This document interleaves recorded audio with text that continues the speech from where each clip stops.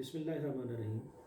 सवाल ये आया है कि एक ही जैसी ऑर्गेनाइजेशन में एक ही जगह पे एक ही जैसी क्वालिफिकेशन के साथ एक ही जैसी जॉब पे दो लोग काम कर रहे होते हैं और एक साल के बाद जब इंक्रीमेंट लगता है तो किसी को इंक्रीमेंट ज़्यादा लग जाता है और किसी को इंक्रीमेंट कम लग जाता है। इसी तरह एक ही यूनिवर्सिटी से पढ़ के एक ही जैसी डिग्री लेके जब दो बच्चे प्रैक्टिकल लाइफ में जाते हैं, मार्केट में जाते हैं, तो पता चलता है साल 2 साल बाद एक बंदे की जो इनकम है या अर्निंग है या सैलरी है वो 1 लाख रुपये है और उसी के क्लास फेलो की जो सैलरी है वो 50,000 रुपये है।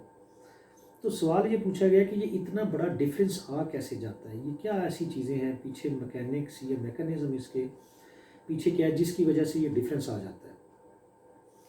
तो इसको ना सिंप्लीफाई करने के लिए, बिल्कुल सादा उसमें अंडरस्टैंडिंग के लिए मैं आपको एक ह्यूमन बीइंग से, एक मज़दूर से इसकी सारी वो अंडरस्टैंडिंग आपको करवाता हूँ, उसको डिस्कस करते हैं। उसके बाद आपको पता चल जाएगा कि डिफरेंस कैसे आता है।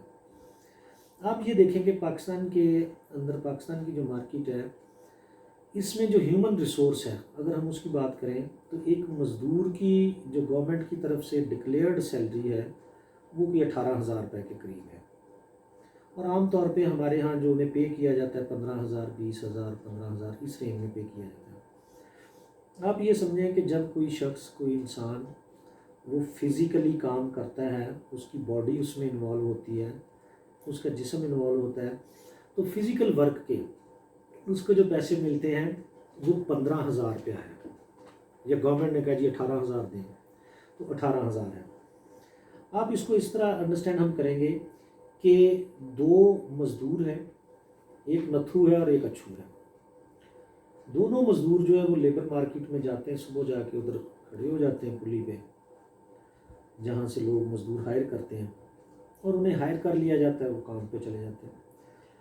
अब जो नथु है उसमें आगे बढ़ने का एक पोटेंशियल होता है, एक लगन होती है आगे बढ़ने की। नथु ये सोचता है कि रोज़ जब मैं जाता हूँ तो मैं मिस्त्री के साथ मिलके काम करता हूँ। मिस्त्री जो है वो निस्बतन कम सख्त काम होता है उसका, वो बैठता है उधर सीमेंट डालता है और बैठ के अपनी ईंटें लगाना शुरू कर देता है। हम नीचे से ईंटें उठाते हैं, बिल्डिंग के ऊपर लेके जाते हैं, नीचे से पानी उठाते हैं ऊपर हम मेहनत ज़्यादा कर रहे हैं, काम हमारा ज़्यादा है। लेकिन शाम को जब पैसे मिलते हैं तो मिस्त्री की जो को डेली मिलती है वो 1,200 रुपया मिल रही है और मुझे जो नथु को जो पैसे मिल रहे हैं वो 600 रुपया, 800 रुपया मजदूरी मिल रही है। ये इतना फ़र्क क्यों है?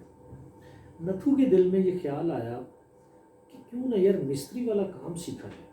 अब नथु ने जब ऑब्ज़र्व करना शुरू किया, उसने देखा कि हम ईंटें, सीमेंट और ये सारी चीज़ें मिक्स करते हैं, बजरी ये ऊपर लेके जाते हैं और दे देते हैं। अब उसने इस मकसद के लिए उसने कहा यार मिस्त्री को देखना चाहिए करता क्या है। ये आराम से दीवार के ऊपर बैठा हुआ है या उधर खड़ा हुआ है, ईंट पकड़ता है, लगा देता है, सीमेंट डालता है, उसको सीधा कर देता है। इसका काम में मेहनत और एनर्जी कम लगती है।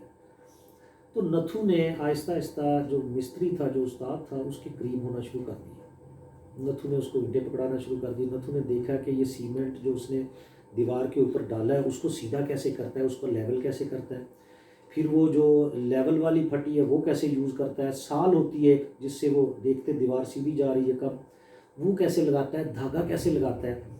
नथु को ये बात समझ आई कि ये जो मिस्त्री है ना, ये जो उस्ताद जी है, इनके पास कुछ स्किल्स हैं, कुछ ऐसे हुनर हैं, ऐसी चीज़ें जो इन्होंने सीखी हैं, जिसकी वजह से ये शाम को 1,200 रुपया लेके जाते हैं और मैं शाम को 600 रुपया लेके जाता हूँ।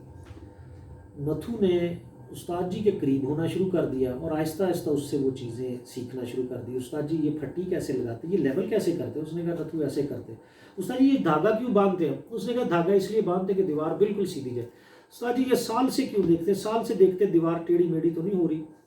आहिस्ता आहिस्ता उसने ये चीज़ें सीखनी शुरू कर दी।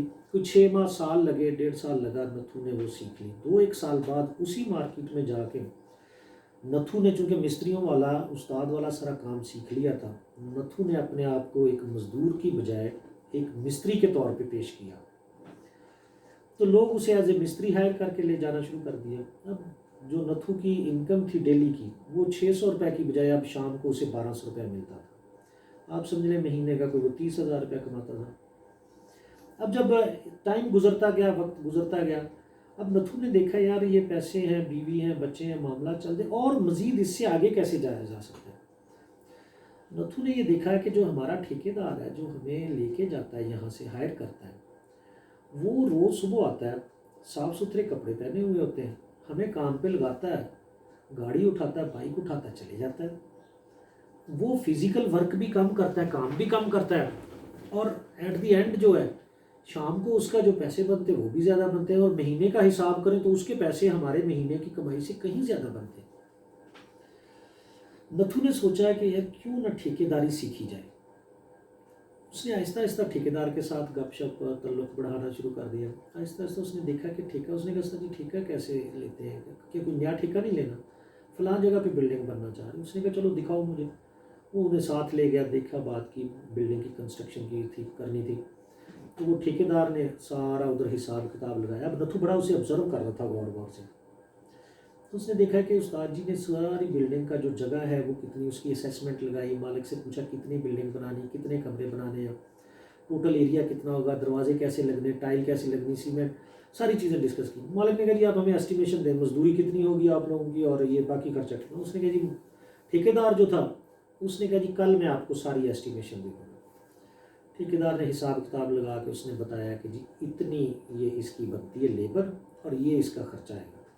अब डेफिनेटली जब ठेकेदार ने हिसाब लगाया, उसके पास ये आइडिया, ये असेसमेंट करना, ये चीज़ सीखना कि टोटल यहाँ कितना जो है वो डेज लगेंगे, कितने मिस्त्री लगाऊंगा और वो कितने दिन काम करेंगे, कितने मजदूर लगाऊंगा तो कितने दिन काम करेंगे और टोटल उनकी मजदूरी कितनी बनेगी।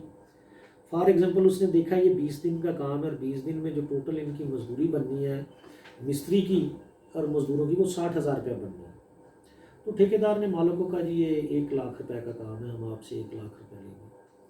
तो मुकमका करके उन्होंने कोई 90,000 रुपये पे उसका ठेका दे दिया। अब नथु इन सारी चीज़ों को बड़े गौर से ऑब्जर्व कर रहा था। उसने देखा कि जो ठेकेदार है उसने सारा हिसाब किताब लगाया, कैलकुलेशन की, असेसमेंट की। उसे ठेकेदार को ईंटों के रेट का पता था, सीमेंट के रेट का पता था, कितना एक मरले के अंदर कितने कमरे बनने हैं, उनका एरिया कितना है, एक दीवार के साथ कितनी ईंटें लगनी है, रियाजी की कैलकुलेशन की चीज़ें आती थी कि कितनी ईंटें लगेंगी, कितने दिन लगेंगे, 1 घंटे में एक मिस्त्री कितनी ईंटें लगाएगा, कितने दिनों में, ये सारा कैलकुलेट करके उसने ठेकेदार ने तो ये ठेका वो मुकमका कर लिया उसका। जब वो बिल्डिंग बन गई, कंस्ट्रक्शन हुई, तो एट द एंड जो ठेके मिस्त्री था वो कोई 15,000 रुपया, 20,000 रुपया महीने का उन दिनों का लेके गया। जो मजदूर था उसके खाते में कोई 10,000 आया, जो ठेकेदार था वो 30,000 रुपया लेके गया उसी काम में से। तो नथु को ये चीज़ बड़ी इंस्पायर करने भी लगी, मोटिवेट करने भी लगी। उसने कहा यार मुझे ठेकेदार बनना है। नथु ने आहिस्ता आहिस्ता आहिस्ता आहिस्ता ये चीज़ें ठेकेदार वाली सीखना शुरू कर दी। और अब चूंकि वो काम करता था, लोगों के साथ उसका इंटरेक्शन था। एक मसला ये भी था कि लोगों को में मार्केट में आपने अपने आप को प्रेजेंट करना है, अपने आप को रिकग्नाइज करवाना है कि मैं ठेकेदार हूँ। नथु ने अपने आप को ठेकेदार के तौर पे रिकग्नाइज करना शुरू कर दिया, मार्केट करना शुरू कर दिया और आहिस्ता आहिस्ता ठेके भी पकड़ना शुरू कर दिए। 2 एक साल गुजरे तो नथु ने जो पता चला कि ठेके एक जगह पे यहाँ ठेका पकड़ लिया, फिर दूसरी जगह पे 5 किलोमीटर पे फासले पे, फिर तीसरी जगह पे, फिर चौथी जगह पे 5-5, 10-10 किलोमीटर के फासले पे वो ठेके पकड़ लेता था। सुबह आता था, मिस्त्री मजदूर लगाता था, उनको चेक करता, अगले स्पॉट पे चले जाता था, वहाँ चेक किया, अगले पे, और जब शाम को क्लोजिंग होनी थी, डे एंड होना था, तो तब आके सबको चेक करके उनकी मजदूरी दे के चले जाता था। नथु ने ये देखा कि यार आहिस्ता आहिस्ता अब जब ठेकेदारी करने लग गया तो उसका वास्ता बड़े ठेकेदारों से पड़ना शुरू हो गया, कंट्रैक्टर के साथ। उसने कहा देखा यार मैं इतनी मेहनत करने के बाद मैं ये सारा करता हूँ तो मैं कोई महीने का 1 लाख रुपया कमाता हूँ, ये जो कंट्रैक्टर है ये तो ऊपर बहुत सारे, ये कंट्रैक्टर कैसे बंदा बनता है। नथु ने सारी मालूमात, इंफॉर्मेशन शुरू कर दी कि कंट्रैक्टर कैसे बना जाए। उसे पता चला जी कंस्ट्रक्शन कंपनी बनाएंगे, वो रजिस्टर्ड करवाएंगे, उसकी इन्फॉर्मेशन होनी चाहिए, क्या तरीक़ेकार का पता होना चाहिए, टेंडर कब होता है, टेंडर में जाना आना, ये सारी इन्फॉर्मेशन इकट्ठी करना शुरू कर दी। फिर उसने ये देखा कि जी कंपनी रजिस्टर करवाने के लिए मुझे वकील की हेल्प की ज़रूरत है, वकील से ले लिया। टेंडर के अंदर मुझे जो लोग टेंडर अनाउंस कर रहे हैं उनके साथ रिलेशन बनाने की ज़रूरत है, मुकमका करने की ज़रूरत है, तल्लुकात बनाने की ज़रूरत है, मार्केट के अंदर अपने आप को लाने की ज़रूरत है। इस तरह उसने एज ए कंट्रैक्टर अपने आप को इंट्रोड्यूस करवाना शुरू कर दिया। अब वही नथु जो है वो बिल्डिंगों के 10-10 मरले की बिल्डिंगों के ठेके लेने की बजाय सड़कों के ठेके लेने शुरू कर दिए, सरकारी अस्पतालों के कॉलेजों के ठेके लेने शुरू कर दिए, बड़े बड़े जो पुल हैं उनके ठेके लेना शुरू कर दिए, और अब उसकी इनकम जो है वो लाखों रुपए में चलेगी। अच्छा, इसका एक दोस्त था जो इसके साथ मजदूरी किया करता था, उसका नाम अच्छू था। अच्छू के अंदर, जो मैंने पहले ऐड किया शुरू में, अच्छू के अंदर जो है वो ये ख्वाहिश ही नहीं पैदा होती थी आगे बढ़ने की, सीखने की, लर्न करने की, सोचता ही नहीं था। नथु हर स्टेप पे सोचता था यार ये ऐसे क्यों है, ये मुझसे बेहतर क्यों है, ये ऐसे क्यों है, लेकिन अच्छू जो है वो हर स्टेप पे सोचता नहीं था। अच्छू आज भी मजदूर का मजदूर है और नथु एक बड़ा कॉन्ट्रैक्टर और बड़ा ठेकेदार बन गया। अब अगर इस चीज़ का सारा एनालिसिस करें तो आप देखें कि जो मार्केट है उसके अंदर जो जिस्मानी मेहनत है, फिज़िकल जो इन्वॉल्वमेंट है, उसकी वैल्यू है 15,000 रुपया, 18,000 रुपया या 800 रुपया या 600 रुपया डेली। जब उसी नथु ने कोई हार्ड स्किल सीखी, मिस्त्री वाला हुनर सीखा, उस वाली स्किल सीखी, तो वही 600 से 800 से 1200 रुपया दिहाड़ी लेनी शुरू हो गई। फिर उससे आगे उसने देखा कि मिस्त्री से आगे कौन सी, अब प्रोफेशनल स्किल से हट के वो सोशल और सॉफ्ट स्किल्स की तरफ चले गया।